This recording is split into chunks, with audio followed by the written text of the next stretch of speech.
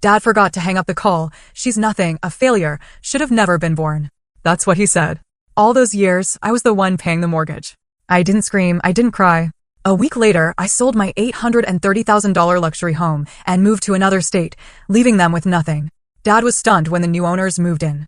Can you imagine the searing pain of hearing your own father, the man who shaped your world, whisper words that tear your very existence to shreds? She's nothing, he said.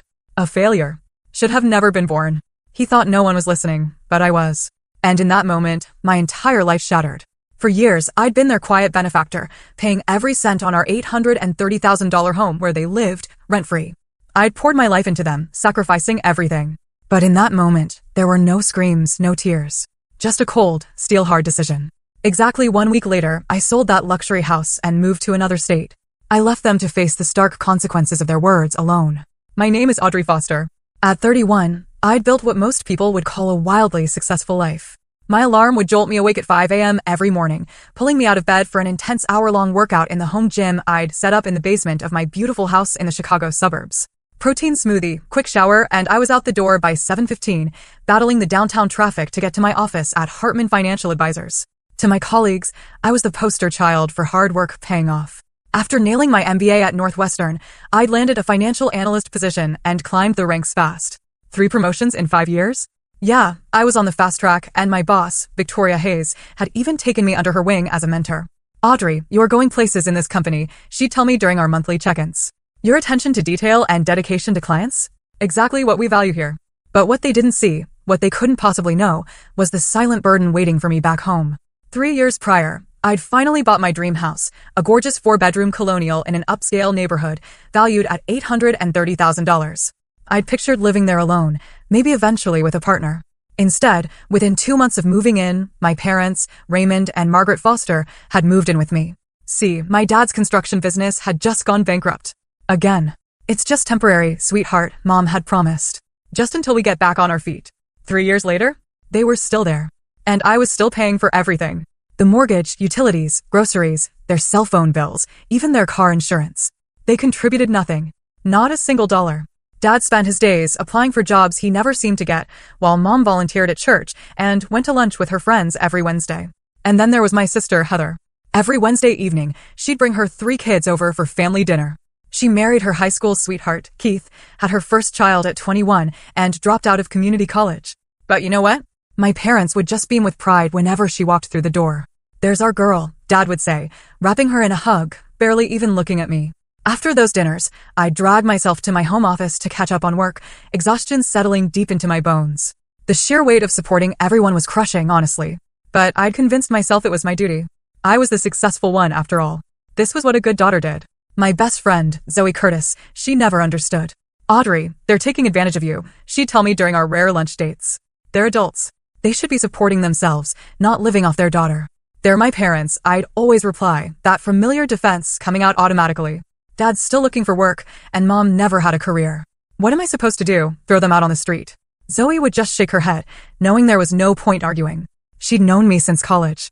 She'd watched me achieve every single goal I'd ever set for myself, only to watch me hand over all the rewards to my family. That Wednesday morning, I had this massive presentation. A potential new client, a retirement fund worth millions.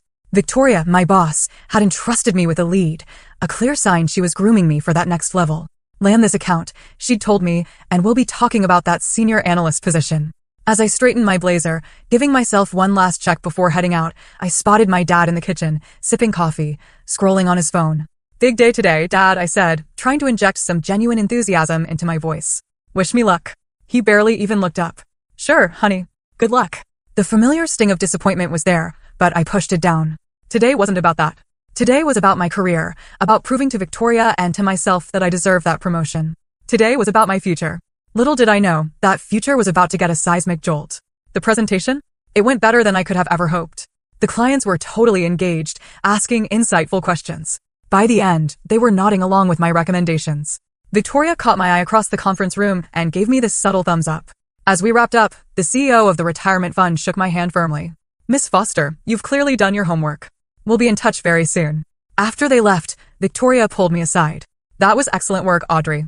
I think we've got them. Take the rest of the day off. You've earned it. Excitement bubbled in my chest as I packed up my materials. I couldn't wait to share the news with someone. And despite everything, my parents were the first people I thought of. Maybe, just maybe, this time Dad would actually be proud. I checked my watch, 2:30 p.m. They wouldn't be expecting me for hours, which meant I could surprise them with a good news, maybe even suggest we celebrate with dinner out. But when I pulled into our driveway, I noticed both their cars were there. Unusual for a Wednesday afternoon, Mom usually had her book club. I entered quietly through the side door that led directly to the kitchen, planning to announce my early arrival and my success. Then I heard it. My father's voice, coming from his bedroom, which he converted into a home office. He was on a video call, his voice carrying clearly down the hallway. Yeah, Stan, we're still living with her. What choice do we have? The housing market is ridiculous these days. I recognized the voice on the other end as Stanley Bennett, my dad's friend from his old construction days. I was about to call out when something in my father's tone, something I couldn't quite place, made me freeze. Hold on, let me end this call properly, he said. Audrey's always nagging me about just hitting the red button. I heard a click, followed by my father's voice again. There, now we can talk freely. Except he hadn't ended the call. I could still hear Stanley's voice, tinny through the speakers, asking if he was still there. My father had only minimized the window, thinking he'd disconnected. Then came the words that stopped my heart. She's nothing, Stan. A failure. Should have never been born. The words hit me like a physical blow. I froze in the hallway, completely unable to move forward or retreat. Sure, she makes good money, my father continued, his voice absolutely dripping with disdain. But what kind of life is that? 31 and still single. Married to her job. It's pathetic. And she lords it over us like we should be grateful she's letting us live here. At least you've got a roof over your head, Stanley's voice chimed. Yeah, but at what cost? My dignity? Do you know how embarrassing it is when people asks what I do and I have to admit my daughter supports me? It's humiliating. Then his tone shifted, softening immediately. Pride evident in every word. Now, what about Heather? She doing okay? There's my real achievement. 3 beautiful grandkids, a solid marriage. Sure, she didn't go to some fancy college like Audrey, but she's got what matters. A family love. Keith's business is doing well enough. They're talking about buying a bigger house soon. I heard the bedroom door open, and my mother's voice joined the conversation. Who are you talking to, Ray? Just Stan. We were discussing the girls. Oh. My mother's voice grew quieter as she moved closer to the computer. Did you tell him about Audrey's promotion? The one she won't stop talking about. What's there to tell? My father scoffed. Another rung on the corporate ladder. Big deal. I know, my mother sighed. Sometimes I wonder where we went wrong with her. So cold. So focused on money and status. Not like our Heather. Exactly. My father agreed. The only good thing about living here is we're saving a fortune. Another year or 2 and we can afford to put a down payment on a place near Heather and the kids. That's the dream, my mother agreed. I'm tired of walking on eggshells around Audrey, pretending to be interested in her work stories.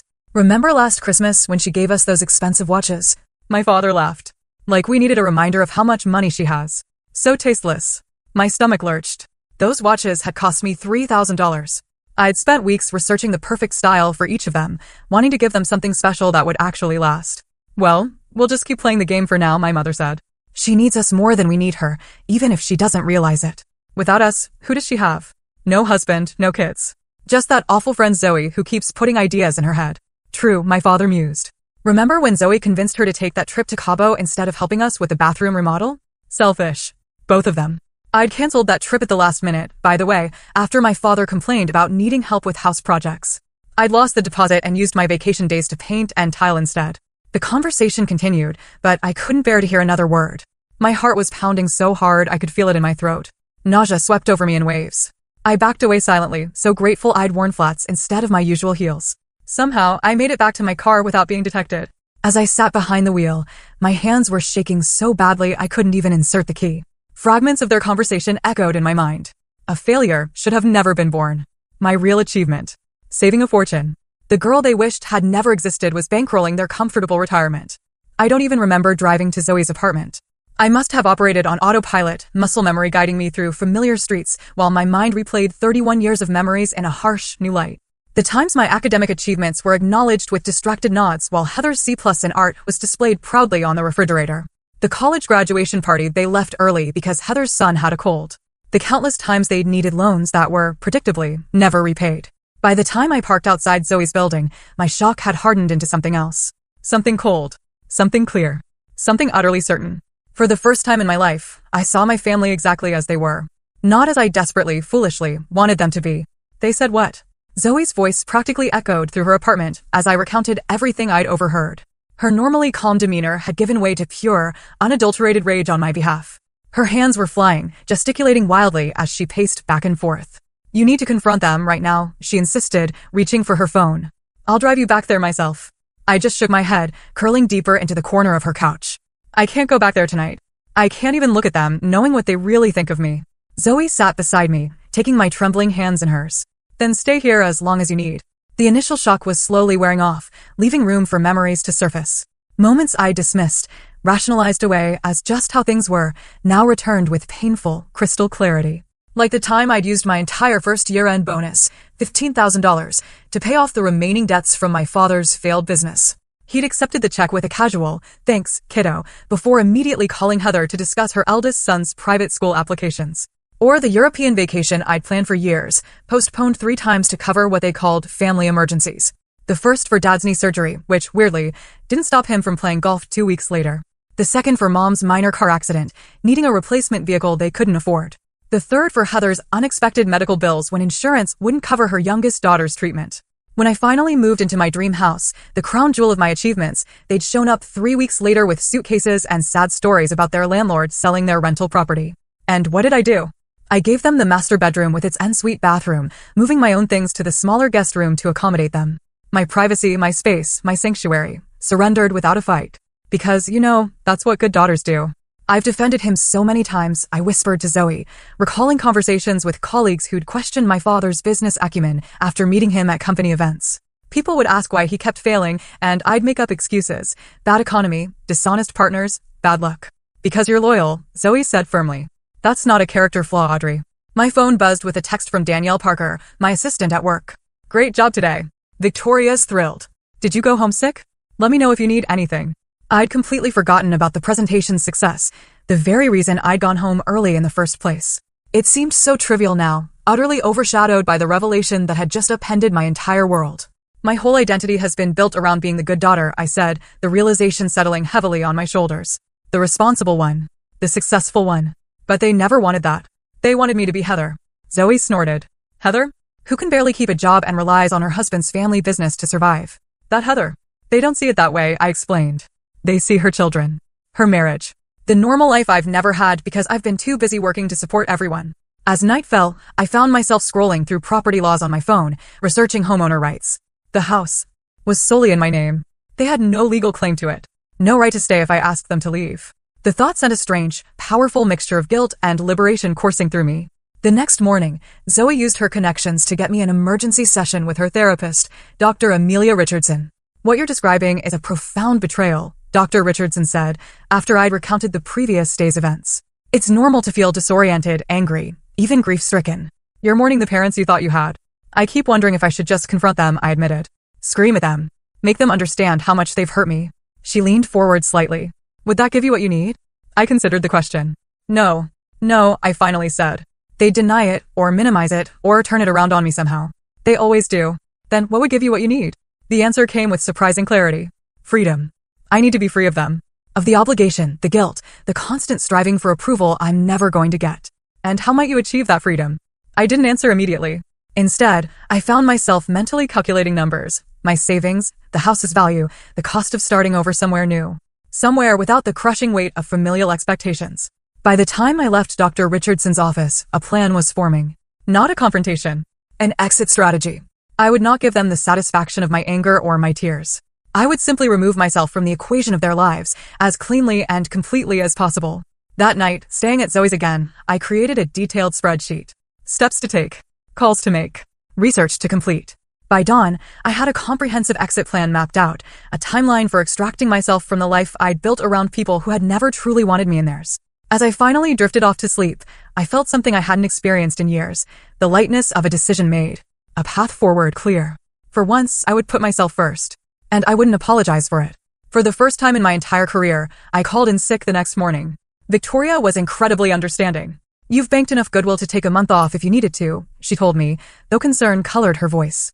I assured her it was just a 24-hour bug, nothing serious. The lie tasted strange on my tongue. I'd always been pathologically honest, especially at work. But now, deception came easily. Maybe I'd learned from the best. My first call was to Trevor Michaels, my financial advisor.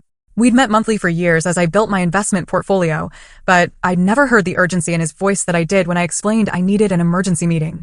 "I can see you at 11, he said. "Is everything okay, Audrey?" "It will be," I replied, surprised by my own certainty. Trevor's office was on the 30th floor of a downtown high-rise, all glass and chrome with incredible views of Lake Michigan. As I explained my situation, sanitized, of course, without the messy emotional details, his expression remained professionally neutral. "So, you want to liquidate some investments to purchase a new property in another state, while simultaneously selling your current home," he clarified. "Yes. I need to know how much I can access quickly without penalties and what the tax implications will be." He typed rapidly, pulling up my accounts. "You're in a strong position. The market's favorable for sellers right now, especially in your neighborhood. What locations are you considering for relocation?" "Denver," I said. The decision had been made somewhere between Zoe's apartment and his office. I've always loved the mountains.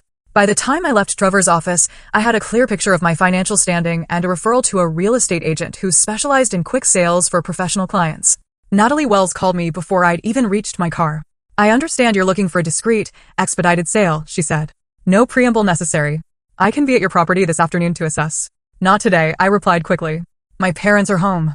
Tomorrow morning would be better. They have a standing breakfast with friends on Fridays." "Parents living with you?" she asked, her tone shifting slightly. "Are they co-owners?" "No," I said. "The property is solely in my name." "Good. That simplifies things considerably." My next call was to a real estate agent in Denver, recommended by Natalie.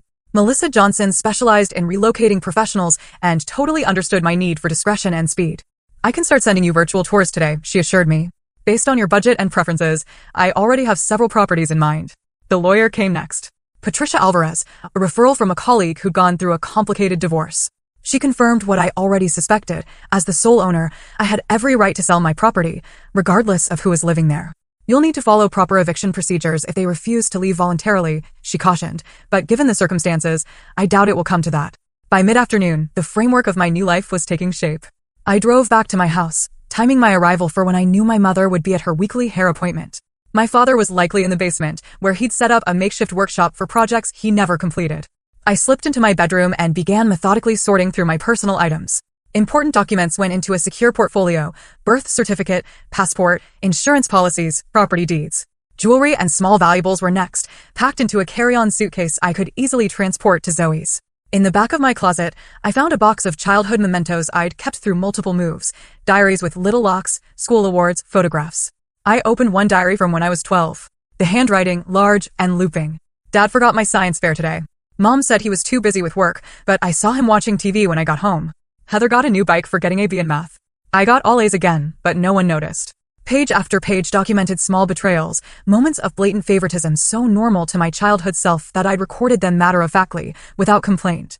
In another box, I found handmade gifts I'd created for my parents over the years: a clay pencil holder for Dad's desk, painted with careful detail, a beaded necklace for Mom that had taken weeks to string. Both items were dusty and unused, stored away rather than displayed or worn. I was carefully replacing these boxes when my phone rang. It was Heather. "Hey sis, are you okay? Mom said you didn't come home last night." I hesitated, unsure how much to reveal. Heather and I had never been close. The age gap and our parents' obvious favoritism had created a chasm between us. But she wasn't cruel, just self-absorbed in the way people can be when they've always been the center of attention. "I'm staying with Zoe for a few days," I said finally. "I need some space." "Space from what?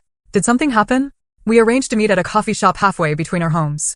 I wasn't ready to tell her everything, but I needed to gauge her reaction, to see if she'd been part of their conversations about me. The cafe was busy, providing both ambient noise for privacy and enough witnesses to prevent a scene. Heather arrived looking harried, her blonde hair, so like our mother's, pulled back in a messy ponytail. She'd always been the pretty one, the charming one, while I was the smart one, a distinction that felt more like a consolation prize than a compliment. "What's going on?" she asked as soon as she sat down. "Mom's freaking out. She thinks you're having some kind of breakdown." "I'm selling the house," I said bluntly, watching her face carefully. Her eyes widened. "What? Why? You love that house." "I'm moving to Denver. I've already started the process." "Denver? But what about Mom and Dad? Where will they go?" There it was. Her first thought was for our parents, not for me. But there was genuine confusion in her expression, not calculation. "They'll figure it out," I said, my voice steady. "They're adults. But they can't afford their own place right now. Dad's still looking for work, and Mom's never had a real job." "I'm aware," I replied, unable to keep the edge from my voice. "I've been supporting them completely for 3 years. Paying the mortgage, utilities, groceries. Everything. Did you know that?" She had the grace to look uncomfortable. I knew you were helping them out. Helping implies they contribute something. They don't. Heather fidgeted with her coffee cup. Look, I would help if I could, but with 3 kids and Keith's business just getting established. I'm not asking you to help, I interrupted. I'm telling you what's happening. I'm selling my house and moving away because of Mom and Dad. Did they do something? For a moment, I considered telling her everything, the overheard conversation, the years of dismissal and disrespect. But looking at her worried face, I realized she truly didn't know. She'd been shielded from the darker side of our parents, cushioned by their unconditional love and approval. I need a change, I said instead. The house will sell quickly. They'll need to find their own place. They could stay with us temporarily, she offered, though without much enthusiasm. The guest room is small, but that's between you and them. I stood up, signaling the end of our conversation. I just wanted you to know directly from me. As I walked away, she called after me. Audrey, wait. Are you okay? Really? I turned back, surprised by the genuine concern in her voice. For a brief moment, I saw past the golden child persona to the sister who had once, long ago, defended me against our father's criticism when I'd broken his favorite coffee mug. I answered honestly. That afternoon, I had a video interview with Westbrook Financial in Denver, leveraging connections from a conference I'd attended last year. The hiring manager, Benjamin Clark, remembered me well. We'd be lucky to have someone with your expertise, Audrey. The team lead position just opened up last month. Perfect timing. Perfect timing indeed, as if the universe was finally aligning to help me break free. My final call of the day was to Victoria. I owed her the courtesy of transparency, at least professionally. Denver, she repeated after I'd explained my situation. That's unexpected. We have a satellite office there, you know. Not as prestigious as Chicago, but growing. Would you consider a transfer instead of resignation? The offer took me by surprise. You'd help me transfer? Audrey, you're one of our top performers. I'd rather keep you in the Hartman family, even if it's from a distance. Think about it. Let me know by Monday. As I ended the call, I realized I'd accomplished more in one day toward my own happiness than I had in years of striving to please my parents. The irony wasn't lost on me. It took discovering their true feelings to finally prioritize my own. That evening, I returned home for dinner, watching my parents through new eyes as they discussed their day, complained about neighbors, asked perfunctory questions about my illness. I answered pleasantly, passed the potatoes, and excused myself early, claiming fatigue. In my room, I continued preparations, transferring documents to a secure cloud storage, researching moving companies, creating new bank accounts my parents couldn't access. With each step, the fog of obligation and guilt that had clouded my judgment for so long began to lift. In its place was something unfamiliar but welcome: determination, uncomplicated by the need for approval. 1 week later, my house was officially on the market. Natalie had worked miracles, arranging for professional staging and photography while my parents were out. The listing went live on Thursday evening, described as a luxury family home in prestigious neighborhood, priced to sell quickly. We'll hold an open house this Sunday, Natalie informed me. Based on comparable properties and current market conditions, I expect multiple offers by Monday morning. I nodded, scrolling through the listing photos on my laptop. The house looked beautiful, spacious and bright, totally devoid of the tension that had filled it in recent months. I'll make sure my parents are out during the open house, I told her. About that, Natalie hesitated. Have you told them yet? They'll find out soon enough. And soon enough came that very evening. I arrived home from work to find my father standing in the driveway, arms crossed, face thunderous. Beside him, my mother wrung her hands, her expression oscillating between hurt and anger. What the hell is this? Dad demanded, pointing to the for sale sign Natalie had installed that afternoon. I walked past him, unlocking the front door with steady hands. It's exactly what it looks like. I'm selling the house. They followed me inside, my mother's voice rising to a pitch I recognized from childhood tantrum management. You can't just sell our home without discussing it with us first. I set my briefcase down carefully on the entryway table. It's not our home. It's my home. My name is on the deed, the mortgage, and every utility bill. I've made every payment for 3 years. So that gives you the right to throw your own parents out on the street? My father's face was turning the dangerous shade of red that had intimidated me since childhood. But I wasn't a child anymore. I'm selling a property I own. What you do next is up to you. My mother stepped between us, tears already forming. Audrey, sweetheart, what's gotten into you? Is this about work? Are you under too much stress? This isn't an impulsive decision, I replied, my voice level. The house has been professionally staged and photographed. The listing went live last night. There's an open house scheduled for Sunday. Sunday? This Sunday? My father sputtered. Where are we supposed to go? I've made reservations for brunch at the Drake, I informed them. My treat. You should be gone from 11 to 3. My mother's tears dried up instantly.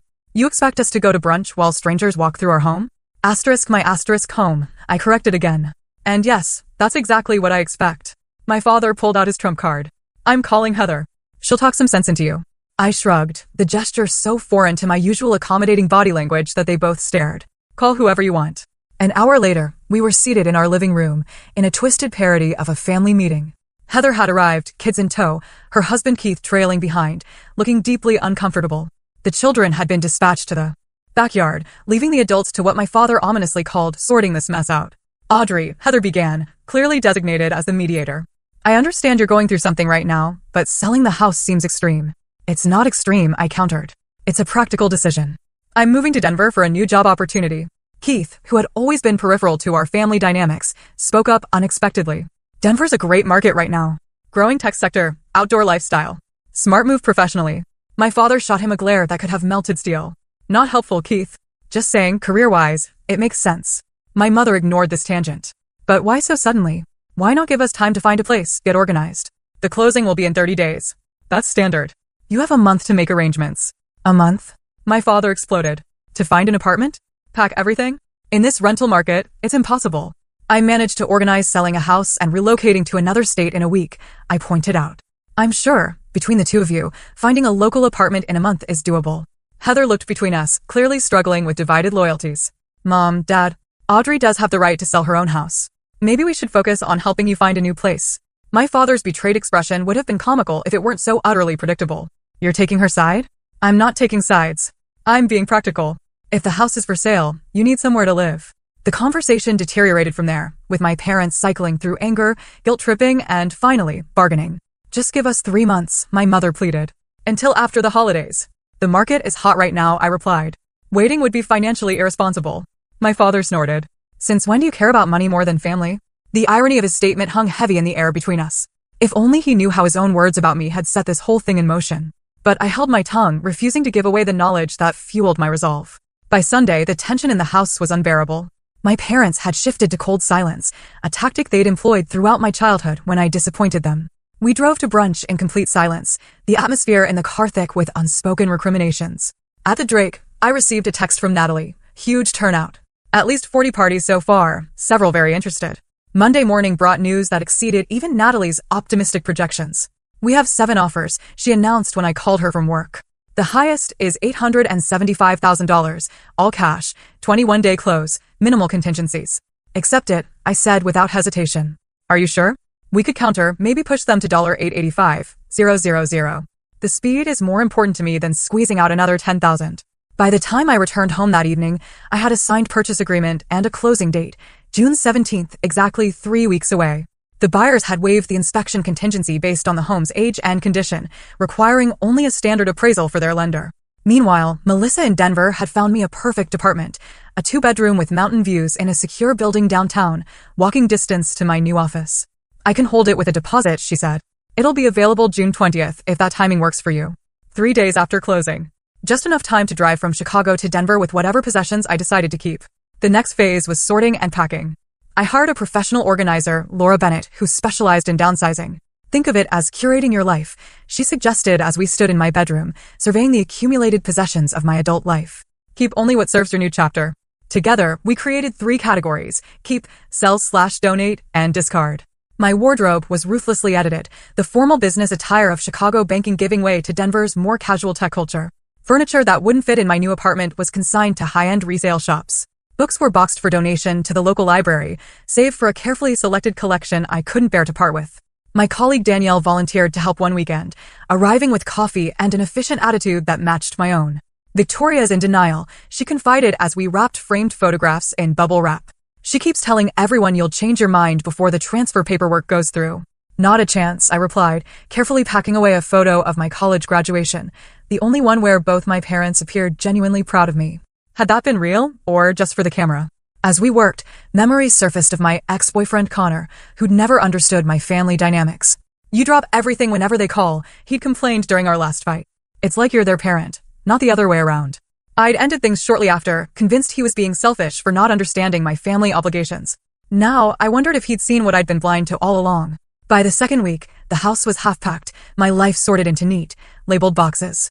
The Denver job offer had been formalized with a generous relocation package and starting salary that exceeded my Chicago position. Victoria had reluctantly processed my transfer request, extracting a promise that I'd train my replacement before leaving. My parents' efforts to find their own place had been half-hearted at best. My father made a show of circling apartment listings in the newspaper, but complained that everything was too expensive or too small. My mother mentioned moving in with Heather temporarily with increasing frequency, despite Heather's obvious reluctance during our family calls. 3 days before closing, I returned home to find them waiting for me in the living room. Heather was beside them, looking uncomfortable. The formal arrangement of furniture, them on the sofa, a chair positioned opposite, made it clear this was an intervention. "We need to talk," my father began, using the authoritative tone that had once sent me scrambling to please him. "This has gone far enough." "Far enough," I repeated, setting my purse down but remaining standing. "The movers come tomorrow. The closing is in 3 days. This isn't a negotiation." "Audrey, please sit down," my mother said, patting the chair they'd positioned like I was a defendant before a judge. "We're worried about you." Heather nodded, though her expression was conflicted. "We just want to understand what's happening. This isn't like you." I sat, crossing my legs and folding my hands in my lap. The poised professional, even in the midst of family drama. What exactly isn't like me? Making a career decision? Moving to a new city? Millions of people do these things every day. Abandoning your family without warning, my father clarified, his jaw tight. Throwing your parents out of their home. It's not abandonment, it's relocation. And it's not their home, it's mine. Heather winced at my tone, but I continued. "I've given you 3 weeks' notice, which is more than fair." "Fair?" My mother's voice rose, tears already gathering. She'd always been able to cry on command, a skill I'd both envied and resented. "After everything we've done for you." The question hung in the air, so absurd I almost laughed. Everything they'd done for me? What exactly did they think that entailed? "Mom," Heather interjected gently, "maybe we should focus on solutions. Audrey has made her decision about the house." My father wasn't ready to concede. No daughter who respected her parents would do this. "It's selfish and ungrateful. I expected better from you, Audrey. You've always been a disappointment, but this takes it to a new level." There it was. A disappointment. The same word he'd used with Stanley, not knowing I could hear. The final thread of my restraint snapped. "A disappointment?" I repeated, my voice deadly calm. "Like when you told Stanley I was nothing. A failure? Should have never been born?" The color drained from my father's face. Beside him, my mother went completely still. "That's right," I continued, my eyes locked on his. 3 weeks ago, you forgot to hang up your call properly. I heard everything. Every word. About how pathetic I am. How embarrassed you are to live with me. How Heather is your real achievement, while I'm just the ATM funding your comfortable retirement." Heather's gasp was audible. "Dad, what is she talking about?"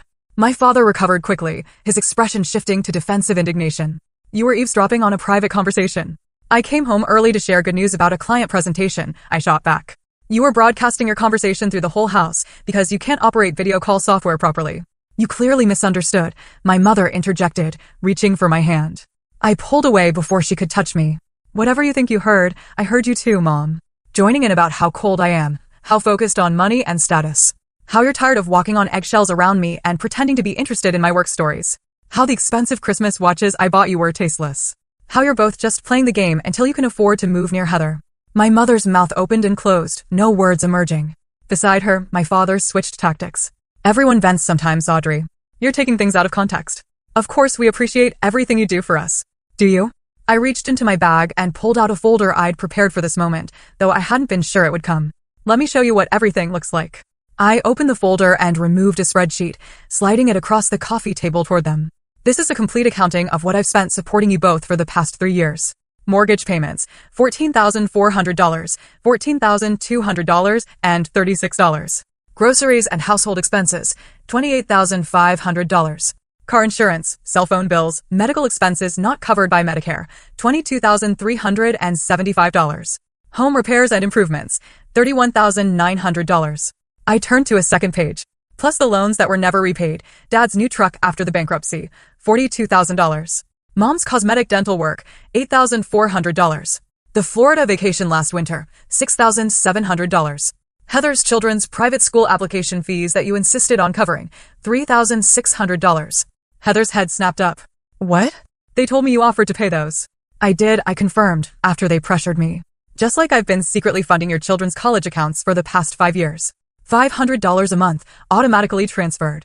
That's $30,000 they haven't bothered to tell you about." The look of shock on her face confirmed what I'd suspected. Our parents had taken credit for my financial contributions to her children's future, just as they'd taken credit for my success when it suited them. "You've been supporting us, yes," my father acknowledged grudgingly. "But that's what family does. We raised you. Put you through college. My scholarships and student loans put me through college," I corrected. "Which I paid off myself." As for raising me, let's talk about that. I turned to Heather. Did you know Dad missed my high school graduation because Kelsey had a dance recital the same day? Heather frowned. That's not how they explained it to me. They said you told them not to come because you were embarrassed about Dad's bankruptcy. Of course that's what they told you. I shook my head. Years of collected slights and dismissals suddenly crystallized into a clear pattern. They've been playing us against each other our whole lives, making you the golden child and me the responsible one, ensuring we never compared notes.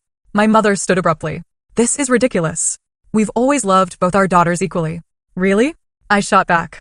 Then why did you tell Stanley that Heather is Dad's real achievement, while I'm just a pathetic workaholic? Why did you spend more on Heather's prom dress than you did on my entire college dorm setup? Why have you attended every single one of her children's birthday parties, but forgot mine for 3 years running? The silence that followed was deafening. My father stared at the financial spreadsheet, seemingly unable to dispute the concrete evidence of my support. My mother had given up on tears and was now looking at me with something close to hatred. Her mask of maternal concern completely dropped. I don't expect answers, I continued, gathering the papers and returning them to my bag. I don't even want them anymore. What I want is for you to understand exactly why I'm leaving. It's not about the money. It's about the decades of emotional manipulation and favoritism. It's about discovering that the people I've sacrificed everything for see me as nothing but a convenient resource. I turned to Heather, whose expression had shifted from confusion to dawning comprehension. I don't blame you. You didn't create the dynamic. They did. But I'm done with it. What about us? My father finally asked, gesturing between himself and my mother. Where are we supposed to go in 3 days? That's not my problem anymore. I've accepted a position with Westbrook Financial in Denver. I'm leaving the day after closing. You can't just abandon us, my mother insisted, panic replacing anger. We're your parents. Being a parent is more than biology, I countered. It's support, encouragement, and love. Things I've given you far more of than I've ever received. I stood up, signaling the end of the conversation. You can stay until closing day. After that, you're on your own. Heather rose as well, her expression troubled. Mom, Dad, maybe you could stay with us for a little while until you find a place? The speed with which they pivoted to their backup plan was almost impressive. My mother's tears returned on cue as she embraced Heather. Oh, sweetheart, we wouldn't want to impose. It's fine, Heather said, though her tone suggested it was anything but. The guest room is small, but it's just temporary. I caught her eye over our mother's shoulder, and for the first time in our adult lives, I felt a moment of true connection with my sister. A shared recognition of the manipulation we'd both been subject to in different ways. She gave me a small sad nod. As they discussed logistics, I quietly left the room. There was nothing more to say. The truth had been laid bare. The decision made. In 3 days, I would close this brutal chapter of my life and begin writing a new one, entirely on my own terms, free from the crushing weight of unrequited family obligation. Closing day arrived with a sense of finality that was both terrifying and utterly liberating. I met Natalie at the title company's office, signing document after document, initialing pages until my hand cramped. When the final paper was processed, she handed me a cashier's check for $823,450, the sale price minus the remaining mortgage balance and closing costs. Congratulations, she said, shaking my hand. Most of my clients are sad on closing day, but you look relieved. I am, I admitted. It's a fresh start. My parents had moved out the previous day, reluctantly relocating to Heather's guest room, just until we find the perfect place, as they'd put it. They'd taken far more than their personal belongings. Kitchen appliances I'd purchased, the new living room furniture, even bathroom fixtures that should have stayed with the house. I just let it go. The material things seemed insignificant compared to the emotional baggage I was finally leaving behind. After the closing, I returned to the empty house for one final walkthrough. Each room held memories. Some good, many tainted now by the knowledge of my parents' true feelings. The kitchen where I'd prepared countless family meals. The dining room where I'd endured subtle criticisms disguised as concern. The home office where I'd overheard the conversation that changed everything. I was standing in my old bedroom when Heather arrived, alone. I thought you might be here, she said, hovering in the doorway. The kids are with Keith's mom. I wanted to help with any last-minute things. I'm all packed, I replied, gesturing to the bare room. The movers took everything yesterday. She nodded, stepping further inside. I'm sorry, Audrey. About all of it. Her voice was soft. I had no idea they felt that way about you. I know, I assured her. It's not your fault. But I benefited from it, she acknowledged, surprising me with her insight. My whole life, I got the praise, the attention, the support. I never questioned why. Because it was normal to you. Why would you question it? We stood in silence for a moment, the weight of shared history heavy between us. Are we going to stay in touch? She finally asked after I move. I'd like to, I said honestly. You and the kids. We can video chat. Figure out a new relationship without them in the middle. She smiled tentatively. I'd like that too. Together, we walked through the house one last time, locking doors and closing blinds. At the front entrance, I handed her the spare key I'd been keeping for the buyers. "Take care of yourself in Denver," she said, embracing me awkwardly. We'd never been physically affectionate siblings. "Take care of yourself with them," I replied. "Don't let them do to you what they did to me." Zoe was waiting in her car when I emerged, ready for our 2-day road trip to Denver. We'd planned it as an adventure, a cleansing journey from my old life to the new. "Ready?" she asked as I slid into the passenger seat. "More than you know." As Chicago receded in the rearview mirror, the tension I'd carried for years began to dissolve. We crossed state lines, singing along to playlists, stopping at quirky roadside attractions, talking about everything and nothing. With each mile, each smile, I felt lighter. More myself. Denver welcomed us with stunning mountain views and clear blue skies. My new apartment was everything Melissa had promised, modern, spacious, with floor-to-ceiling windows framing the distant Rockies. The furnishings I'd kept fit perfectly, and what was missing could be replaced in time.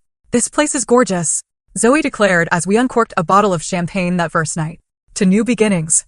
To freedom," I countered, clinking my glass against hers.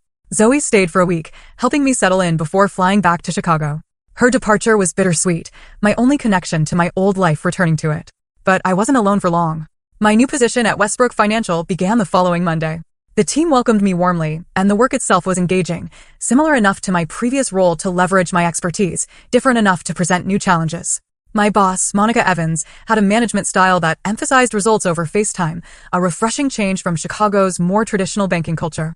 1 month into my new life, I was establishing routines. Morning runs in a nearby park. Weekend hikes in the foothills. Evenings spent reading or exploring my new city. My apartment was truly taking shape, becoming a true reflection of my tastes, without accommodation for anyone else's preferences.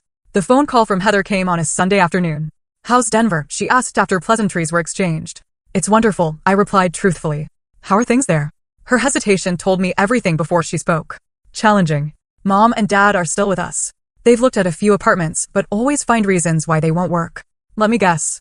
Too small? Too expensive? Wrong neighborhood." "Exactly," she sighed. "And they're not contributing to household expenses. Keith is getting frustrated." "They did the same thing to me," I reminded her gently. "It's a pattern." "I know. She paused. "I feel guilty even complaining to you about it after what you went through." "Don't," I told her. "We're both their daughters. Just in different roles." After we hung up, I felt a momentary pang of guilt. Had I simply shifted their burden from my shoulders to Heather's? But I reminded myself that Heather had Keith, a partnership to help bear the weight. And unlike me, she'd been raised with the tools to set boundaries, having seen them modeled by our parents her entire life. That night, I noticed a letter in my mail pile with my mother's distinctive handwriting. I set it aside, not yet ready to read whatever justifications or manipulations it contained. Instead, I went out onto my balcony, watching the sunset paint the mountains in shades of pink and gold. For the first time in memory, I was sleeping through the night, uninterrupted by anxiety dreams or insomnia. My appetite had returned, and with it, a few pounds that softened the gauntlet stress had carved into my face. Colleagues commented on my energy, my creativity, the fresh perspectives I brought to meetings. The following week, I received a video call request from Victoria. Curious, I accepted. "Denver agrees with you," she observed, studying me through the screen. "You look well." "I am well," I confirmed. "How are things at Hartman?" "Productive. Your replacement is working out, though she lacks your attention to detail." She paused, expression turning serious. "I should mention that your parents contacted the firm, asking for your new address." My stomach tightened. "What did you tell them?" "That it's against company policy to disclose personal information about employees." They were quite insistent. "Your father, especially." "Thank you for not sharing it." Victoria nodded. "I gathered there were personal reasons for your relocation." "It's not my business, but if you ever need anything." "I appreciate that," I said, touched by her unexpected support. After the call, I messaged Heather, asking her to reinforce with our parents that contacting my workplace was unacceptable. Her response was immediate. "Already handled it. They won't do it again." Perhaps the most unexpected development in my new life was my neighbor, Gabriel Thompson. We'd met in the elevator my first week, both carrying grocery bags from the organic market down the street. He was a software engineer, transplanted from Seattle 2 years earlier, with an easy smile and no expectations. Our friendship developed naturally, casual conversations in the lobby, evolving into coffee at the corner cafe, then hiking excursions on weekends. He didn't press for details about my past, accepting my vague explanations about wanting a change of scenery. In return, I didn't question the sadness that sometimes flickered across his features when certain topics arose. 6 months after my arrival in Denver, I stood on my balcony, watching the first snowfall of the season, a cup of hot chocolate warming my hands. My phone buzzed with a text from Gabriel. "Snow day hike tomorrow? The trails look magical after a fresh powder." I smiled, typing back my acceptance. Behind me, my apartment glowed with warmth. Smaller than my Chicago home, but truly mine in every way that mattered. On the wall hung a painting I'd commissioned of the Chicago skyline, my way of honoring the city that had shaped me without being defined by it. I was not the same person who had overheard that devastating conversation half a year ago. That Audrey had been defined by her role as the dutiful daughter, the family ATM, the responsible one. This Audrey was defined by her own choices, her own priorities, her own joy. The path to this freedom hadn't been easy or clean. There were still moments of doubt, flashes of the old guilt, but they were growing fainter, overwhelmed by the evidence that I had made the right choice for myself and, perhaps, ultimately, for everyone involved. December arrived with a flurry of snow and holiday decorations throughout Denver. My professional life had exceeded all expectations.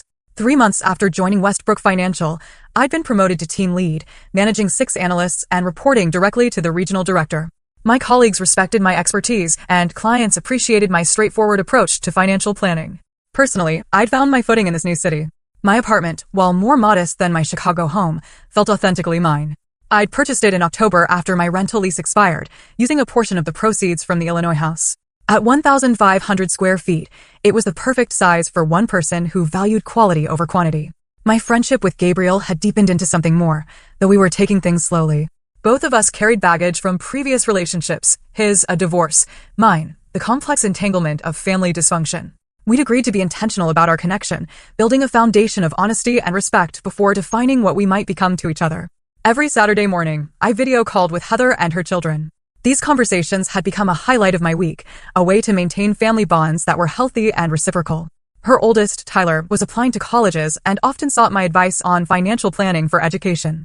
The younger two, Emma and Lily, simply enjoyed showing me their latest art projects or soccer trophies. My parents, meanwhile, had made multiple attempts to reconnect on their terms. Email forwards with passive-aggressive subject lines like, "In case you're interested in your family," arrived regularly. Phone calls came on holidays and birthdays, filled with subtle guilt trips and thinly veiled criticisms of my abandonment. I'd finally read my mother's letter, finding exactly what I'd expected, a masterclass in manipulation disguised as maternal concern. "We only want what's best for you," she'd written. "Families should stay together, especially as parents age. Your father and I aren't getting any younger." Dr. Richardson, who continued our therapy sessions via video, helped me navigate these boundary violations without falling back into old patterns. "Forgiveness doesn't mean reconciliation," she reminded me. "You can release the anger without allowing them back into a position where they can harm you." As Christmas approached, I faced a decision about holiday plans. Heather had invited me to visit Chicago, offering her home as neutral territory for a potential family gathering. Gabriel had suggested a ski weekend in Aspen as an alternative. A third option beckoned as well, hosting my own small celebration in Denver with local friends I'd made through work and my hiking group. "What does your gut tell you?" Dr. Richardson asked during our session. "That I'm not ready to see them," I admitted. The thought of sitting across a table from my father, pretending everything is fine. "I can't do it yet." "Then don't. Your healing timeline is your own." I chose option 3, decorating my apartment with tasteful but festive touches, a small tree in the corner, twinkling lights along the balcony railing, handmade wreaths I'd created at a community workshop. I invited 8 people for Christmas Eve dinner, including Gabriel and Monica from work with her husband. The day before the gathering, my doorbell rang. A delivery person handed me a package from Heather.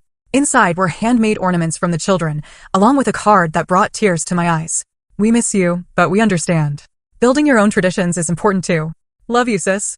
I hung the ornaments prominently on my tree, photographing them to send with my thanks. As I was about to put my phone away, it rang. A Chicago number I recognized immediately.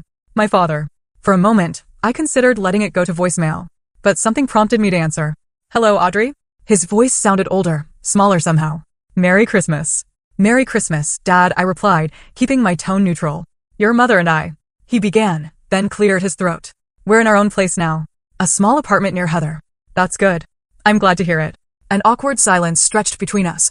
I waited, refusing to fill it as I once would have. "Things have been difficult," he finally continued. "Financially. The rental market here is worse than we expected." There it was.